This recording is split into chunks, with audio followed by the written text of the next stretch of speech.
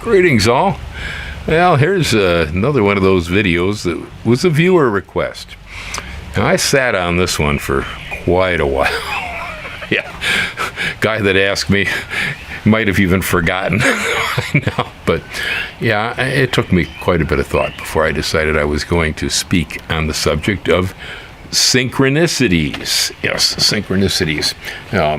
It happened because this viewer that periodically will call me up on the telephone and we'll talk about things, that I've said and how it relates to his life and so on. Well, we were in a phone conversation and he brought up how he was at work one day and he hated his job.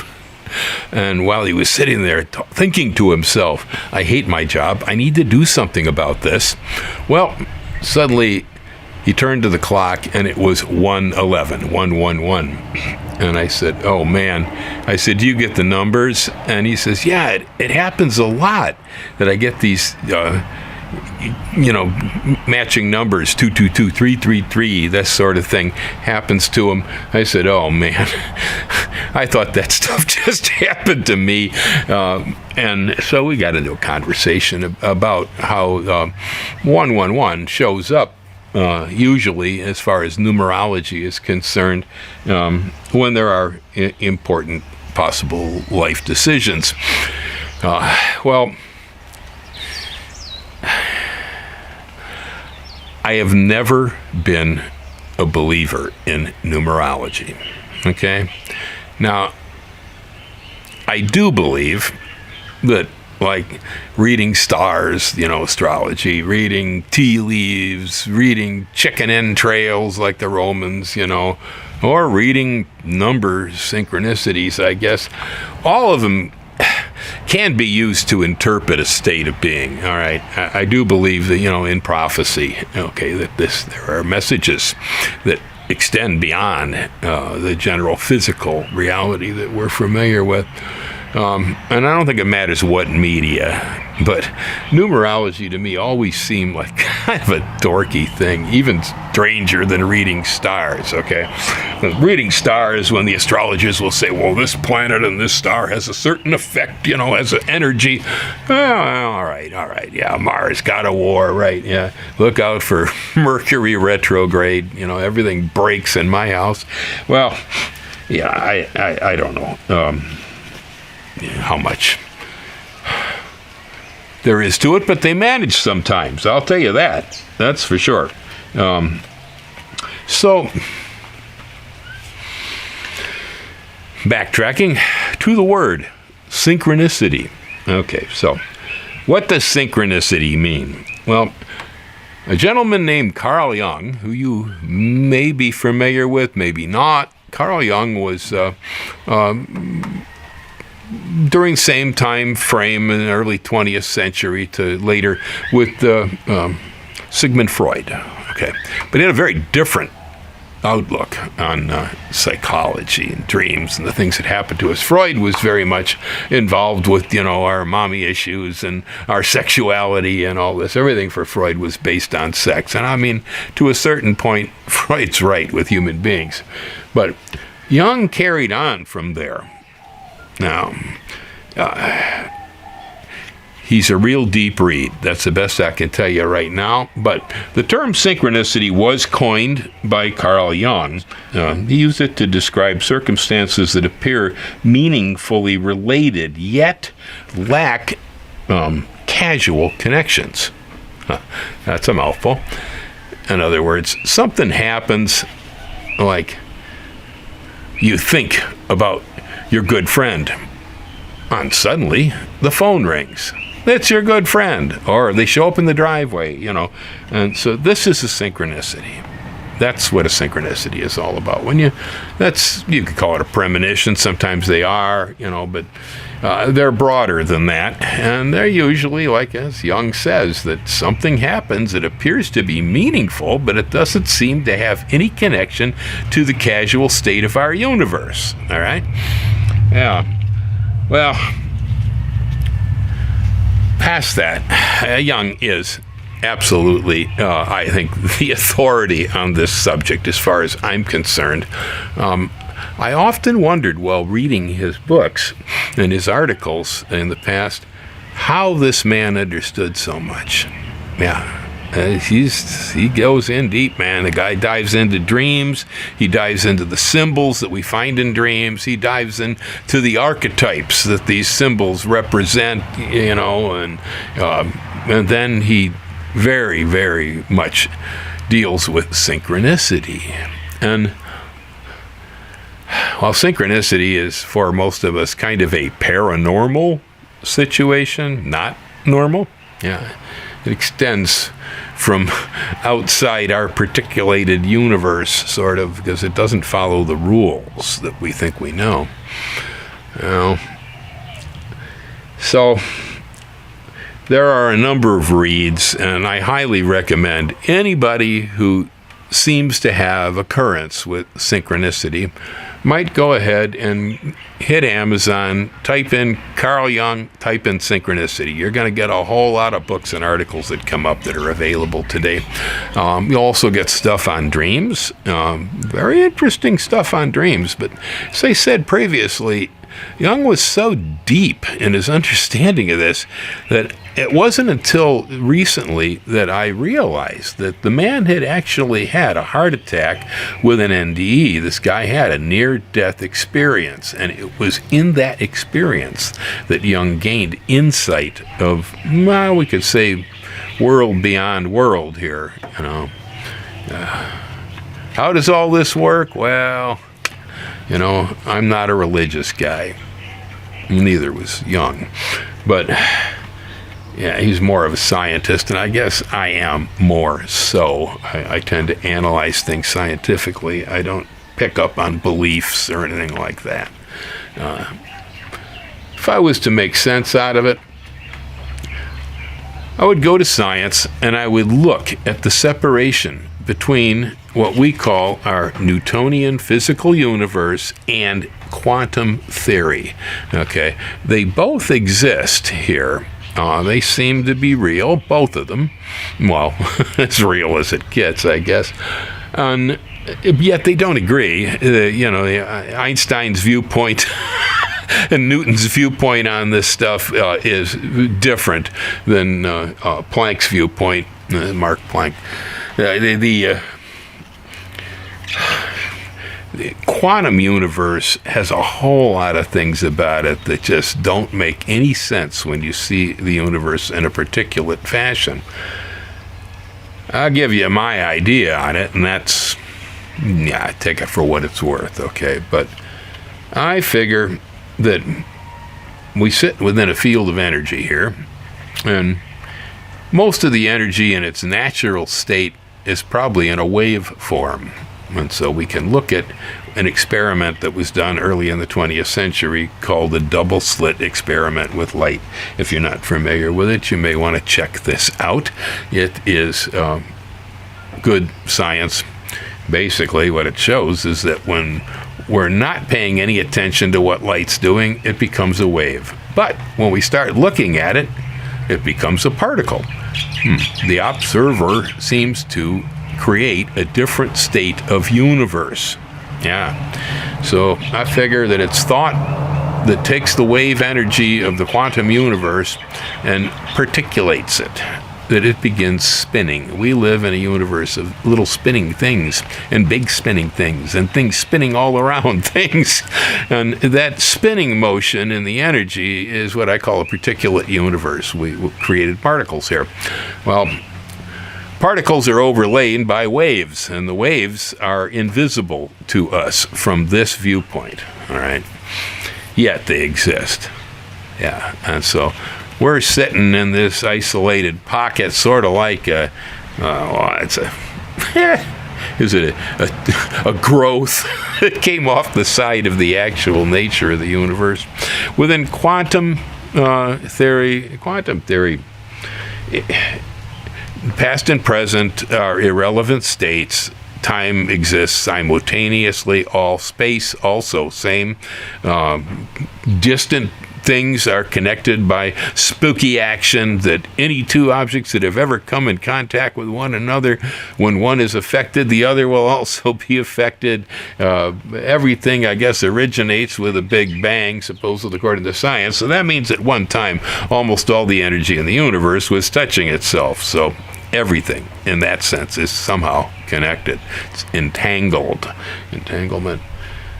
So, those of you who might be a little interested in following me along here might want to check out what do I mean by quantum theory, because we exist in a quantum universe, and it doesn't follow the same rules as the physical universe. And so if you want spooky action, that's where it comes from. So, many things that do not seem possible do emanate upward into our ego state from another sense of reality that is contained within us. Yes, we exist in more than one state. This I am quite certain of. I have few beliefs, but my experiences indicate the human being is both a particulate creature in a corporeal universe, and it's in a non-corporeal universe where it is a wave creature, and basically pure energy pass right through a wall. Okay, it's a whole different situation. Well, okay, so I'm sitting here, it's Bill, the ego state, right? This whole thing, I made this whole image up ever since I got here on the planet.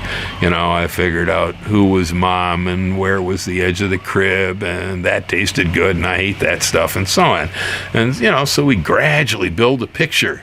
And the more we build the picture, the more it becomes solid and real to us. Okay, at first we don't know what the heck is going on. Wherever it is we came in from, it wasn't quite the same as where we arrived. So we learn this world, we teach it to ourselves. Most of it's bogus. Yeah, the beliefs about what is happening here, the vast majority of it is rather flawed. Yeah, we don't really see a true picture. Not really. But now, those of you who study psychology understand that the conscious decisions that I make actually emanate initially from my unconscious, my subconscious. These things flow downward into the conscious. That observations of, like say you're on a road and all of a sudden somebody cuts you off.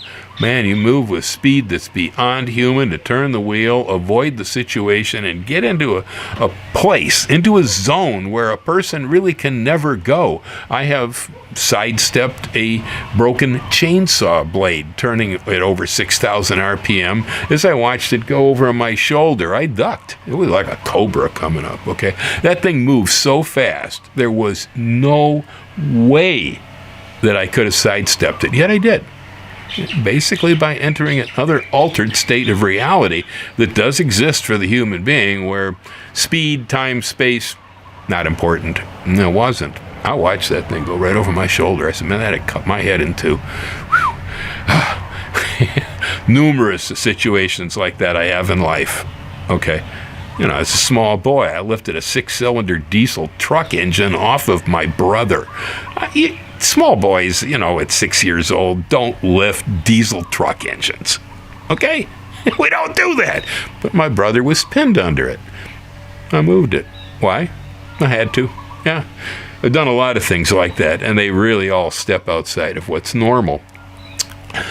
Shall I say that, at least in my life, the nature of me that exists beyond the ego state that's Bill pushes at me. There's a lot of information back there that I don't understand. Yeah, there's a whole lot about the nature of this universe that I am just plain dumb to. And the critter that's talking here, this set of lips, I mean, if you consider that I am actually a hierarchy of intelligence, the way I see it, I have my ego state, I have the unconscious and the subconscious states that propel and push on this state, but then I also have another state that exists beyond, which would be, in my opinion, totally quantum. It's wave form. It doesn't go away. You can't destroy it. and it's not affected by time or space. It's connected to me too. And it seems to me that it has an agenda. Yeah. And so it uses symbols in this universe, in this particulate space, to speak with us and make itself aware, make us aware of the fact that it does exist. At least for me, this is what happens. That's where numerology comes in, because, like I said, I always figured it was bogus, but it started happening. Yeah, none quite a few years ago. You know, I'd wake up at 1:11. I'd go back to sleep. I'd wake up 2:22. Back to sleep. Wake up 3:33. And while then the next night I'd wake up at 1:23, or 2:34, or 3:45. Yeah, okay. And this went on and on. And it just kept happening. And I'm going, this is improbable. There's just no way. I mean, I was already well aware that I have a relatively perfect internal clock. Okay, I don't need alarm clocks. My body knows what time of day it is, and usually almost to the minute. So the idea that I was waking up at certain moments didn't surprise me, but the fact that it kept going on and on and on and on, and it was like one night I just said, "Look, man, I'm tired of it. Why are you messing with me?" Yeah, I felt like that I was playing a joke on myself. That's really very much how it felt, because I didn't want to quit. Well, and later on, there's other things that bring me to this point of view. I mean, premonitions and other situations and experiences with dead friends, things where I am quite certain that we have an aspect of us that's non-corporeal. I do. Yeah, it exists right on top of this aspect here, but it doesn't necessarily have to follow the same rules, but it talks to the dumb guy. Yeah. It has made me aware through synchronicity that it truly has to exist. Because the synchronicities that occur are entirely too improbable if you look at it by, as Jung puts it, casual reality. So, as I had mentioned, the viewer had called me and was talking about a story with 1:11 on the clock when he noticed that he was in the midst of a life turmoil situation where he felt he needed change. Well, according to numerologists, all right, 111 means opportunity, good luck, achievement, and omens for the future. Seems kind of applicable, doesn't it? Yeah, almost all the numbers have some meaning whatsoever to the numerologists.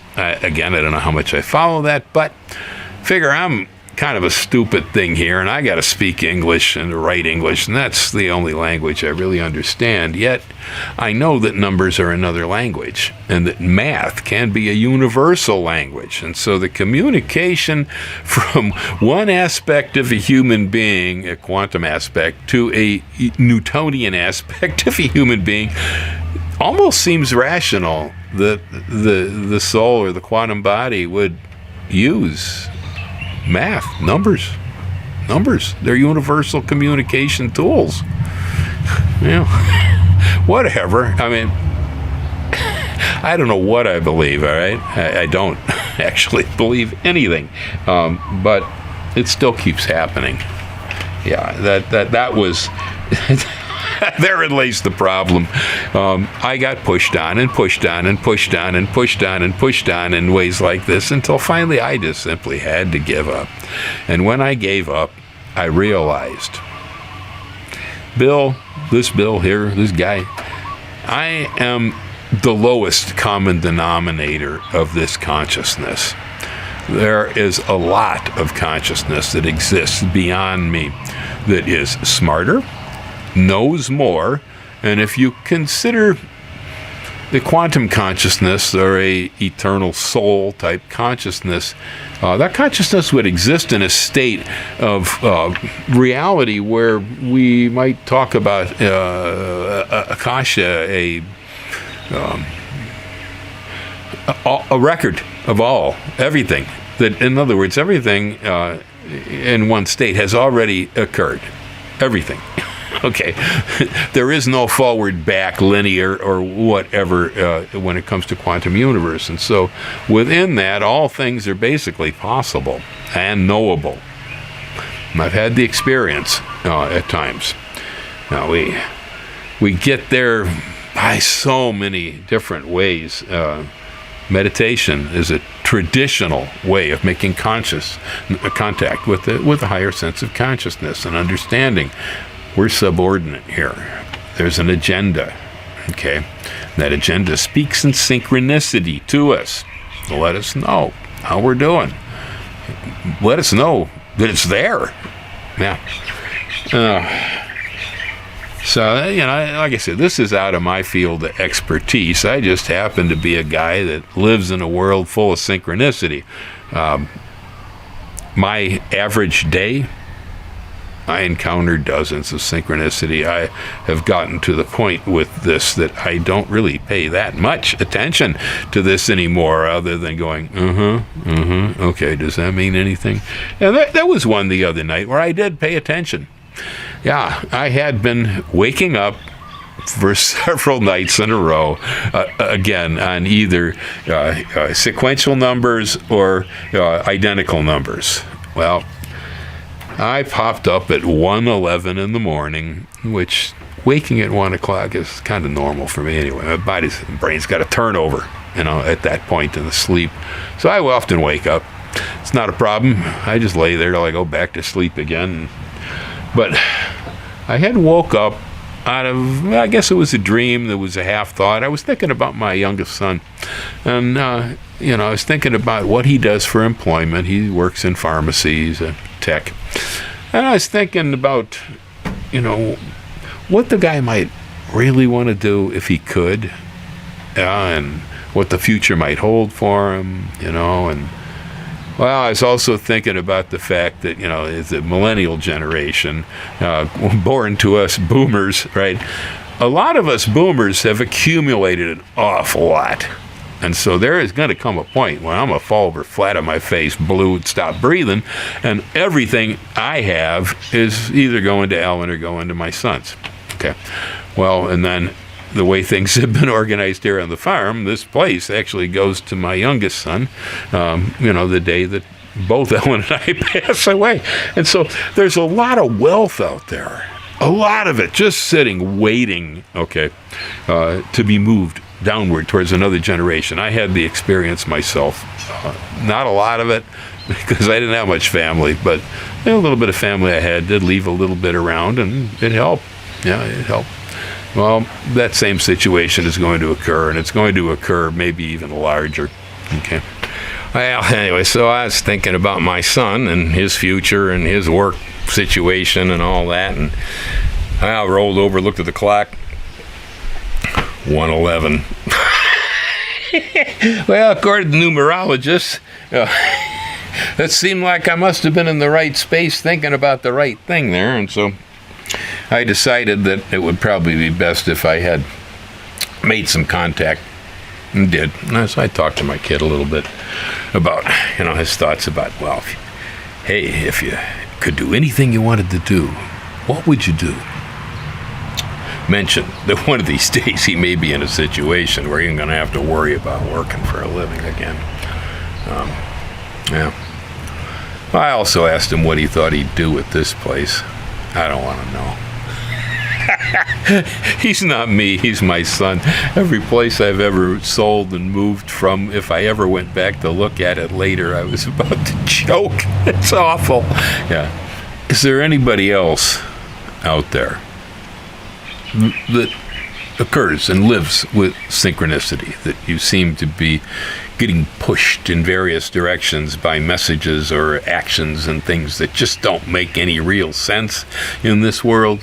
I'll bet it's more than just me and the viewer that called me up the other night. I realize not everybody has this. I mean, synchronicities actually occur to everyone. I believe that. Carl Jung believed that. But we don't notice them, most of us, or we dismiss them. We say, oh, that was a coincidence. Well, you can do that when you only notice a few now and then, but as time moves on, in some of our lives at least, they begin to occur to such an extent that there is no way a rational human being can deny what's occurring. That was Jung's point. It just happened to him to such an extent, and he's a brilliant man. His research was incredible. I highly recommend anybody who hasn't actually read on Jung in dreams, archetypes, symbols, and synchronicities that do so. It's not light reading. Yeah, so, if you get most of your information off Netflix, forget it. But it's available on Amazon. And another author I would recommend, Connected, because he's also very deep into social archetypes and mythologies and so on that have much to do with the subconscious. And that's Joseph Campbell. Joseph Campbell was interpreted myth. Fascinating stuff. It really is. So check out Joe Campbell. Check out Carl Jung if you're not familiar with the work he left. It may be insightful for you. I know in my case it was baffling when I first read it, but I read it again, and I read it again, and I stayed with it, and I thought about it, and eventually I began to realize that, yeah, he's mostly correct. Mostly, he is probably correct. And so is Joe Campbell. Hey, hang loose, folks. Aloha. You have a good one.